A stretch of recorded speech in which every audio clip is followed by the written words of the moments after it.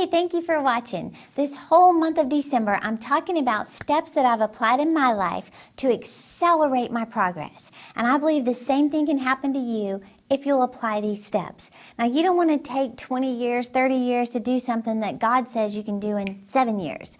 So I believe there's certain things, certain principles that if you will practice these in your life, you can speed up the process. See your goals achieved much quicker than you even thought possible. You know, sometimes I look back at my life and I think, how did it change this much this fast? But I believe God's given me some steps to apply, and He's given them to you too. But sometimes you just have to be told in a little practical, simple way so that you can do it. So this whole month, I want you to go back and watch the other podcast on 7 keys that I have put together on accelerating your progress. Now, I don't have time to go over all the keys. In fact, this week, I really want to stress an important key. If you want to accelerate things in your life, you have to be aware of your confession. I'm telling you, if you want to accelerate things in your life, pay careful attention to the words that are coming out of your mouth. This is vital to accelerating things or prolonging things in your life. Do you know that certain dreams in your life could be delayed because of what's coming out of your mouth? Did you ever think about that? Listen to James 3:9. It says, out of the same mouth come blessing and cursing. Out of the same mouth. And you know, you hear about this from the Bible, and you know, successful people, most of the successful people that you study or hear about, they know how powerful their words are. They may not give it the credit, you know, to the Word of God, but they know their words are powerful. But then there are some people who don't have a clue that they're speaking life or speaking death out of their mouths about their own selves, about their own future, but they're reaping the results of it. You know, in fact, I was reading a story not too long ago, or I heard a story from Joel Osteen about the famous, you know, baseball pitcher Jose Lima, who pitched for the Houston Astros. Now, he's a star pitcher, one of the best pitchers in the league. And he had a 21-game winning streak. I mean, he had one season where he's winning 21 straight games. Well, the Houston Astros moved out of the Astrodome into the new ballpark. And apparently, the fence in left field was much closer than it was in the dome.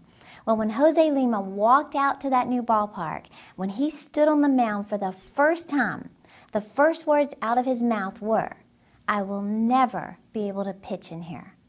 He went from 21-game winner to 16-game loser because he prophesied his own defeat. He prophesied his future with the words of his mouth. You know, I was reading something not too long ago. I heard about John Lennon. Now, I heard this story years ago, how he was asked in an interview, they said, "Do you plan to leave show business?" His answer was, "Unless I get shot or something."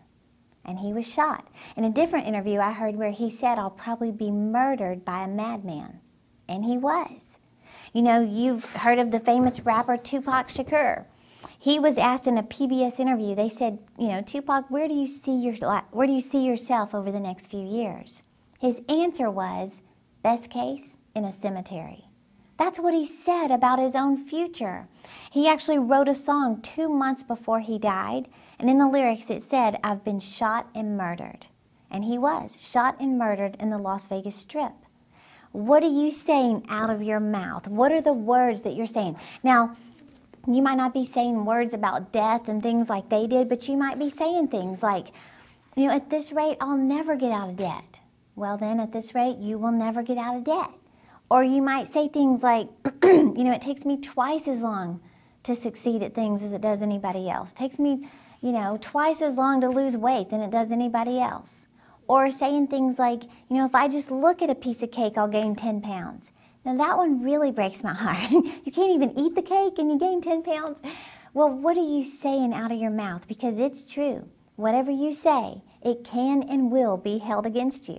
I mean, you have to be so careful about what's coming out of your mouth.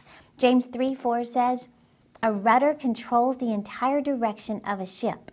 The same way your tongue controls the direction of your life." So what I'm saying is, you might think it, but don't speak it. You know, there's times I'm tempted to want to say something negative about myself or about, you know, conditions I'm going through, but you might think it, but don't let it come out of your mouth. Really, what I'm saying in a nutshell is you have to zip it. Literally zip it.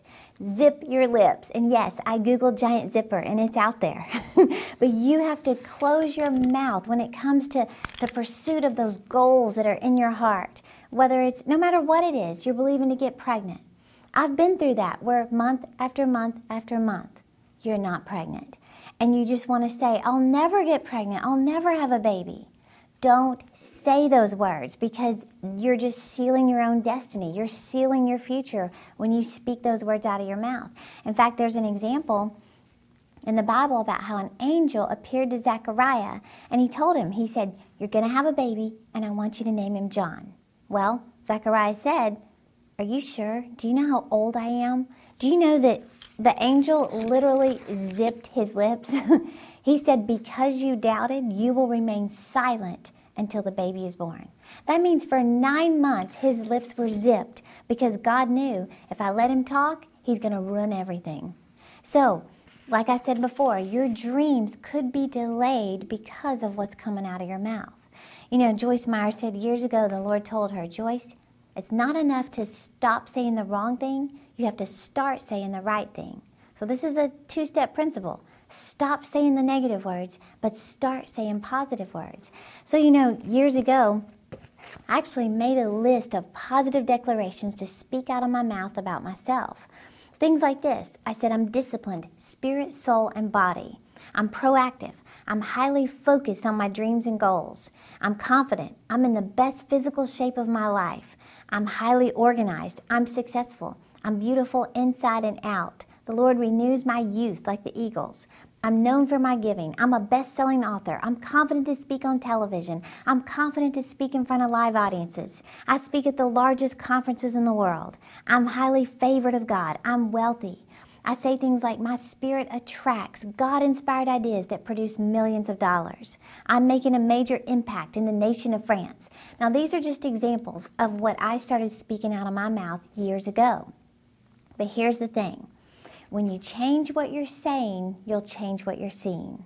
That is a principle from the Word of God. If you will change what you're saying, you'll change what you're seeing. Your results will begin to match and line up with the words coming out of your mouth.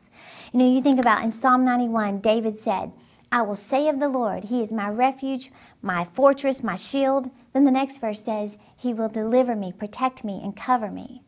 Now I want you to notice the connection. I will say, and He will do. I will say, and He will do. Well, what's the opposite of that verse? I will not say, and He will not do. I will not say anything, and God will not do anything.